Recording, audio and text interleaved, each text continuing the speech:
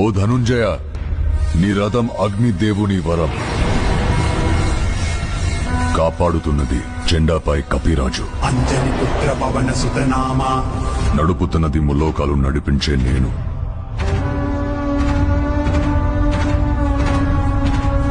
ఆయన 2 అడుగులు వెనక్కి తోసాడంటే ఆలోచించు అర్జున. తను సామాన్య యోధుడు కాదు. తన కళ్ళల్లో సూర్యుని తేజస్సు, తన చేతిలో ఓటమి ఎరుగని విజయ ధనుస్సు.